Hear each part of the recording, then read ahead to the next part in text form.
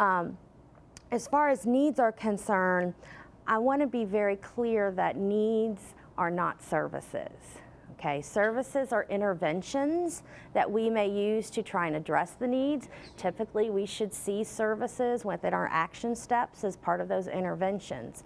I always kind of like to reframe the question and think about it in two ways. The first is, what are the problems or concerns that brought this family to us? You know, what are the problems? And very often these might be some behaviors that cause the court to take notice, that cause the department to start investigating, and brought you to our attention. But then you have to go a step further to reach the underlying needs and ask yourself, what are the underlying needs that are driving these behaviors? So again, like Thomas's example, you know, the behavior that brought those children to our attention might have been the physical abuse or the dad's drinking. But there's some underlying needs about stressors in the family, about the father's feelings about not being able to read that may be driving those needs. And we have to really identify those well, so when we get to outcomes and action steps, we can address both the behaviors that are very visible to us and the underlying needs. Occasionally we do need professional assessments to help us identify those underlying needs, but sometimes if you engage the family and get to a level of trust that they can really talk to you about what's going on, you may be able to identify what some of the underlying needs are that are driving those behaviors. Other questions from the audience?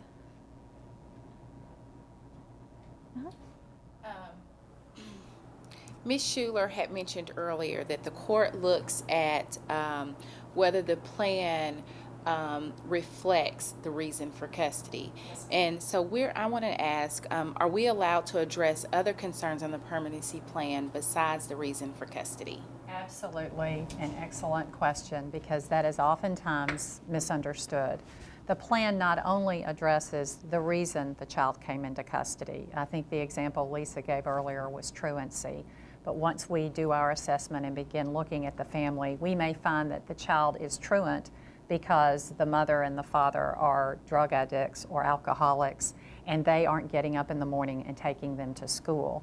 Well, the plan will address certainly the fact that the child is truant, but the plan will also address and may address not only what brought the child into custody, but what is preventing the child from going home. And that would be the parent's drug addiction and or alcohol addiction. But absolutely, those should, not only can they should be addressed. Going back to my earlier statement, which is once they comply with that plan, then they make an argument that that child should be returned home to them. And if the plan does not include not only the issues that brought the child into custody, but the ongoing issues or the barriers you have identified after the child came into custody, then it will be very difficult for us to make a case that a child should not be returned home. Yes. Other questions from the audience? This is sort of a follow-up as well to a legal question. What do I do as an FSW if a parent's attorney or GAL will not agree to let me put something on a permanency plan or in a CFTM that I feel is very important to this case? First of all, and I think you all probably know this, but I want to reiterate that within the context of the Child and Family Team meeting that we have, we want our families, we want our guardian ad litems to express their opinions and be heard. So we want to hear their reasons, we want to understand why they think something should not be included on a plan, and we want to be able to discuss that and try to work it out in the context of the CFT. But we all are probably aware of CFTs where that was not a possibility. And where that isn't a possibility, it does not prevent you as the FSW from requesting and requiring that to be put on the plan. What then happens is when the plan goes to court to be ratified, there will be a hearing on whether or not that particular provision should or should not be included in the plan. And the court will make a ruling. You will have made your case and be heard. You will feel confident that you did everything you could and everything you thought was important to have that included on the plan, but the decision is ultimately the judge's.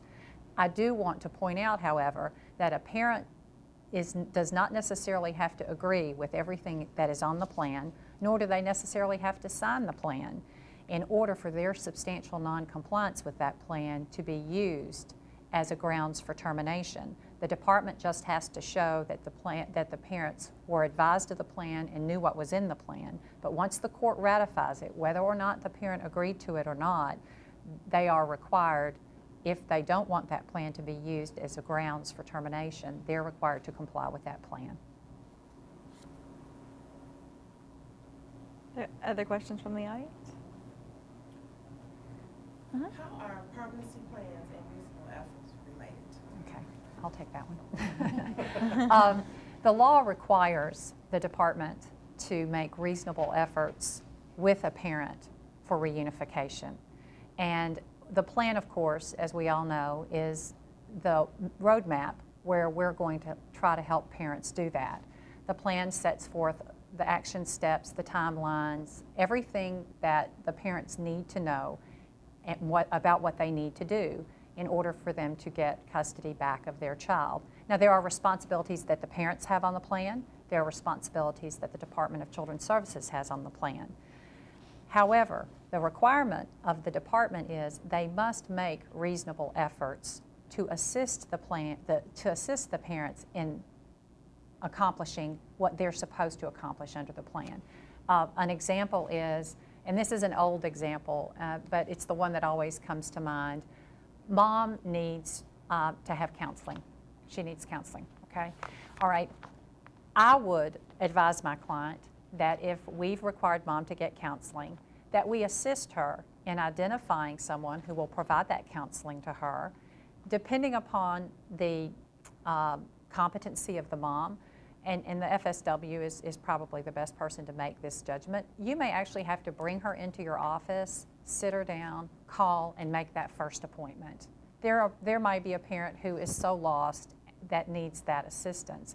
There may be other parents who are perfectly competent to do that themselves and make the appointment without any problem. What we can't do is say to mom, you need counseling, here's a list, good luck. And I don't think that practice goes on, but that's just the example that always comes to mind. You have to make, and we all, the definition of reasonable is the definition you use every day.